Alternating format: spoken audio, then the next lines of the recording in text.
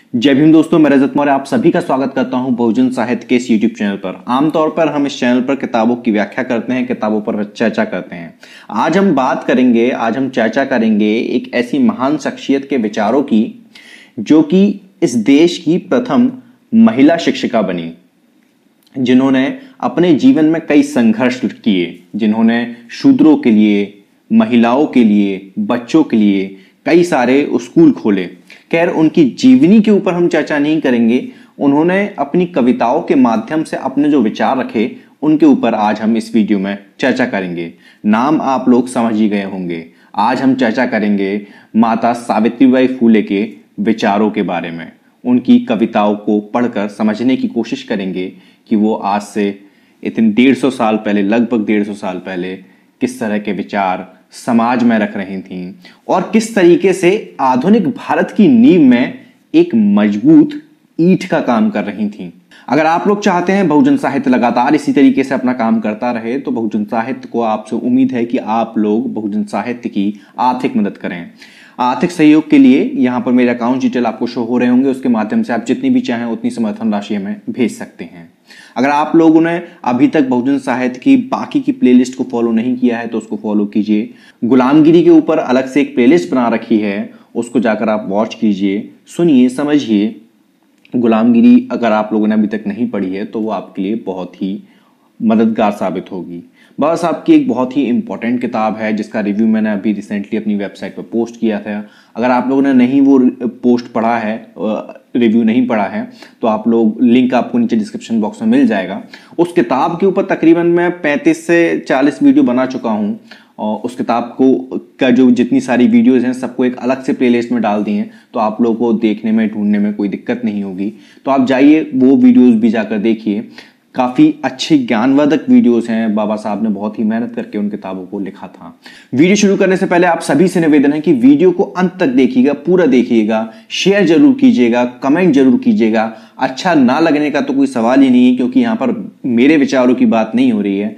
यहां पर हम बात करने वाले हैं माता सावित्रीबाई फूले जी के विचारों के बारे में। आज से लगभग 190 साल पहले माता सावित्रीबाई फूले जी का जन्म हुआ था। उन्होंने अपने जीवन काल में बहुत सारे संघर्ष किए, बहुत अहम योगदान दिए सामाजिक सुधार में, परिवार सुधार में नहीं। ये दो लफ्जों को ध्यान में रखिएगा, एक होता है परिवार सुधार और एक होता है समाज सुधार। उन्होंने समाज सुधार में बहुत ही मुकम्मल, बहुत ही जरूरी योगदान दिया। उन्होंने अपने जीवन काल में 2 रचनाएं प्रकाशित की, जिसमें कि कई क्रांतिकारी विचार उन्होंने अपनी कविताओं के माध्यम से समाज के सामने रखने की कोशिश की। ऐसा ही कुछ विचारों पर आज हम चर्चा करेंगे, जिसमें कि पहला विचार है, हमारे जानी दुश्मन का नाम है अज्ञान, उसे धर दबोचो, मजबूत पकड़कर पीटो और उसे जीवन से भगा दो। यानी कि अज्ञान जो है वो हमारे सबसे बड़ा दुश्मन है। अगर हम अज्ञानी हैं तो हम आसानी से गुलाम बनाए जा सकते हैं। अगर हम अज्ञानी हैं तो हम जीवन में कभी कोई तरक्की नहीं कर पाते। आज से लगभग 150 साल पहले माता सावित्रीबाई फूले ये संदेश दे रही है पूरे समाज में कि हमारा जो सबसे बड़ा दुश्मन है वो अज्ञान है, उसे पकड़ो और पीटो। इन द सेंस कि आप अपने अज्ञान को जितना जल्दी दूर भगा सकते हो उतना ज्यादा बेटर है। आप उसको मार पीट करके भगा दो। मार पीट करके भगाना इन द सेंस कि आप पढ़कर जितना ज्ञान आप अर्जित करोगे उतने ही अज्ञान से आप दूर जाओगे। तो अपना ज्ञान का वृद्धि करो, ज्ञान को जितना बढ़ा सकते हो उतना बढ़ाओ, वो जरूरी है। इसी तरह दूसरा क्रांतिकारी विचार उनका है, ज्योतिष पंचांग हस्तरेखा में पड़े मूर्खो, स्वर्ग नर्क की कल्पना में रुचि, पशु जीवन में भी ऐसे भ्रम के लिए कोई स्थान नहीं। पत्नी बेचारी काम करती रही, मुफ्तखोर बेशर्म खाते रहे, पशुओं में भी ऐसा अजूबा नहीं। हाथ पर हाथ धरे बैठे मूर्खों, निठल्लों को कैसे इंसान कहें।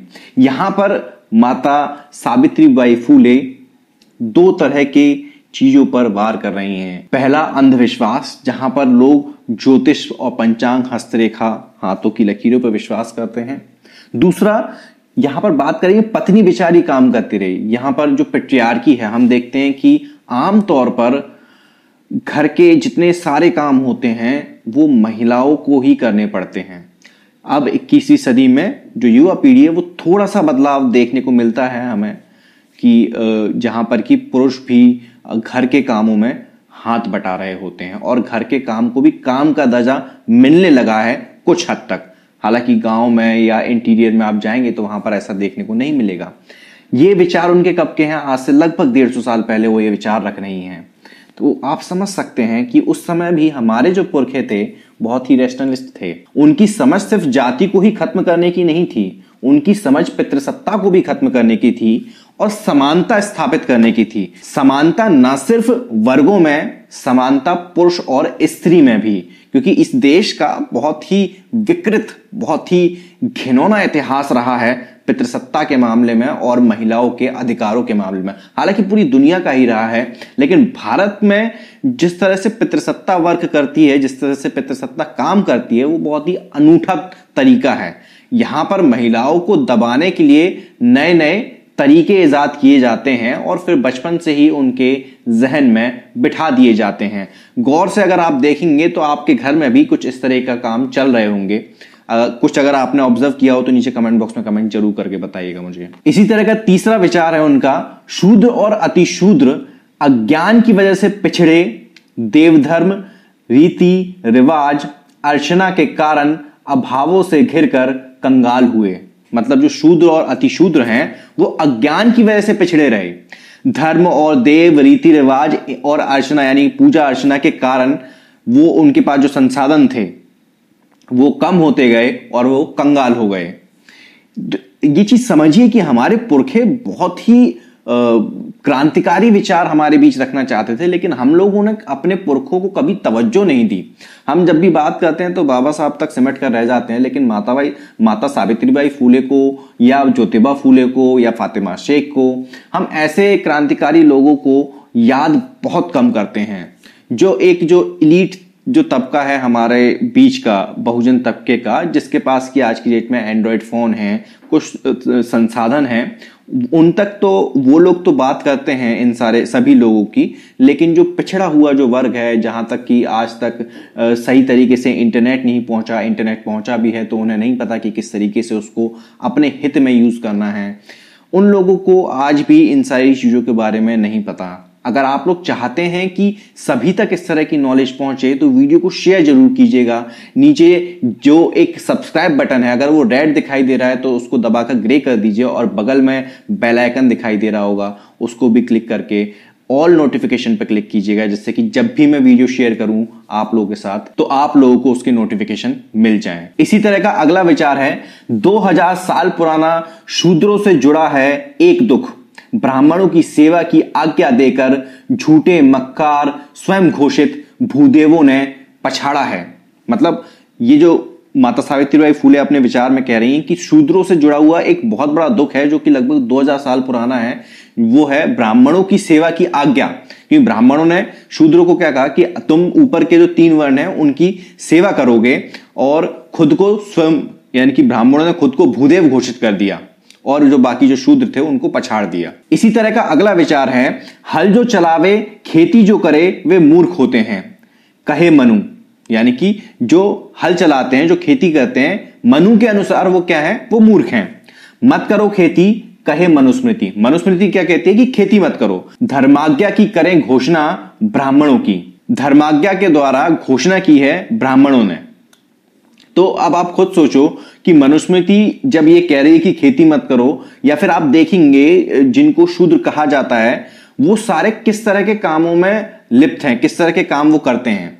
तो वो ग्वाल आपको मिलेंगे, है ना, जो कि गाय पालते हैं, अहीर, ये शूद्रों में ही आने वाली एक जाति है जिनका कि भैंस पालने का काम है। इसी तरह से आप देखेंगे कि जो कुनबी जो जाति है वो उसका खेती हर किसानी का काम है। मैक्सिमम आपको किसान लोग ही शूद्र कैटेगरी में मिलेंगे। इसी तरह से आप देखेंगे अछूत जो कम्युनिटी है, तो अछूत कम्युनिटी में ये प्रोडक्टिव कम्युनिटी है, ये प्रोड्यूस करते हैं, ये कभी हाथ पे हाथ रख के नहीं बैठते।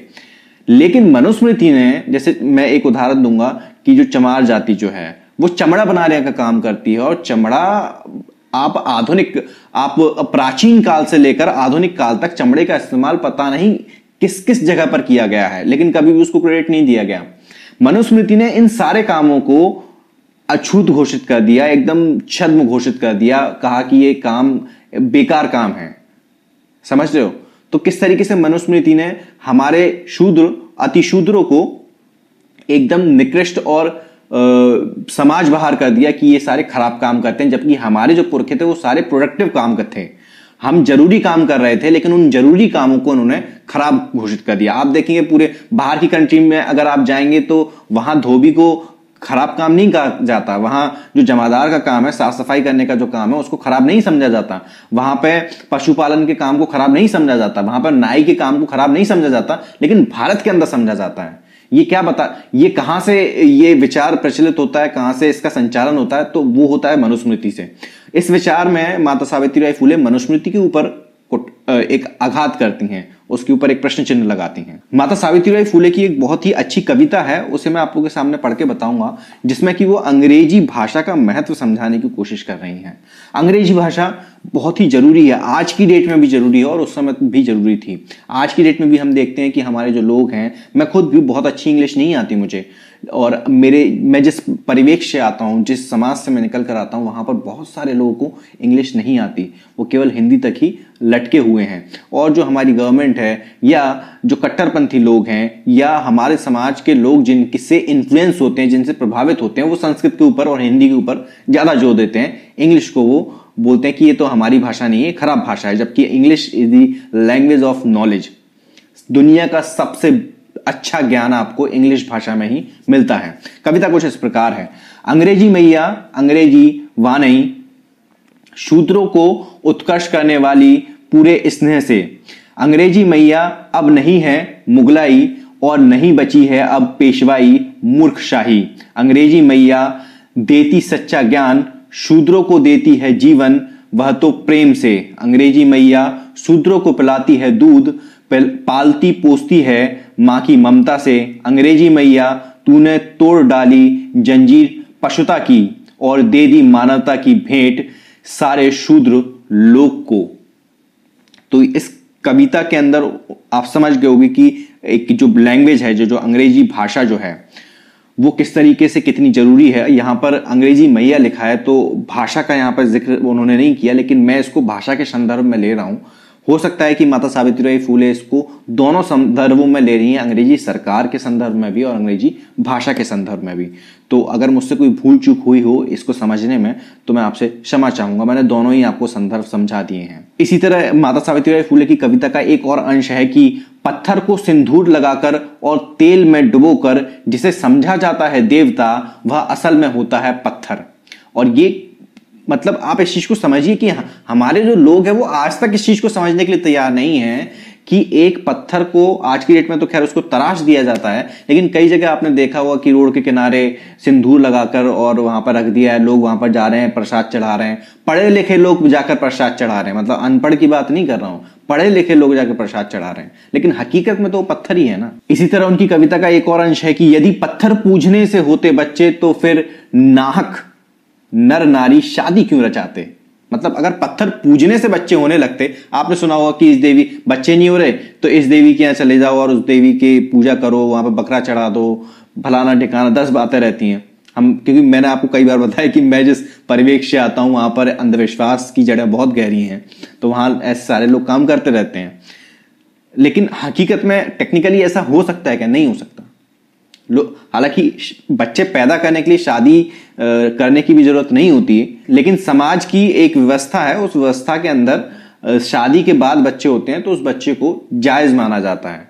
लेकिन वहां पर पत्थर पूजने से बच्चे नहीं होते, उसके लिए आपको शादी करने के बाद एक प्रॉपर प्रोसेस है जिसको हम फिजिकल रिलेशनशिप कहते हैं, शारीरिक संबंध कहते हैं, और उसके बाद बच्चे होते हैं, पत्थर पूजने से नहीं होते हैं। इसी तरह एक और विचार है कि पहला कार्य पढ़ाई, फिर वक्त मिले तो खेल कूद, पढ़ाई से फुर्सत मिले तभी करो घर की साफ सफाई, चलो अब पाठशाला जाओ। मतलब पहला काम आपका पढ़ाई होना चाहिए, दूसरा खेल कूद होना चाहिए, यानी कि दिमाग के साथ आपके शरीर का भी विकास होना चाहिए। उसके बाद समय मिले तो घर की साफ सफाई करो और जाओ पाठशाला जाओ। माता सावित्रीबाई फुले की इस कविता के साथ हम इस वीडियो को खत्म करेंगे। कविता कुछ इस तरह है कि मेरी कविताओं को पढ़कर सुनकर यदि थोड़ा सा भी ज्ञान हो जाए प्राप्त, मैं समझूंगी मेरा परिश्रम सार्थक हो गया। मुझे बताओ सत्य निडर होकर कि कैसी है मेरी कविताएं, ज्ञान परक, यथार्थ, मन भावन या अद्भुत, तुम ही बताओ। इस कविता के साथ मैं वीडियो यहीं पर खत्म करता हूं, वाइंड अप करता हूं। उम्मीद करता हूं कि इस वीडियो से कुछ अच्छे विचार, कुछ अच्छी जानकारी माता सावित्रीबाई फूले के कविताओं के माध्यम से मैंने आप लोगों तक पहुंचाने का जो कोशिश थी वो सफल रही होगी। अगर आप लोगों को वीडियो अच्छा लगा है तो नीचे कमेंट बॉक्स में कमेंट जरूर करें, लाइक करें, शेयर करें, एल्गोरिदम के लिए बहुत जरूरी होता है। मैं रजत मौर्य मिलता हूं आपसे अगली वीडियो में फिर किसी किताब के साथ। तब तक अपना और अपनों का ध्यान रखें, पढ़ने की आदत को विकसित करें, क्योंकि पढ़ेगा इंडिया तभी तो बढ़ेगा इंडिया। जय भीम, जय भारत, जय संविधान, जय जोहार।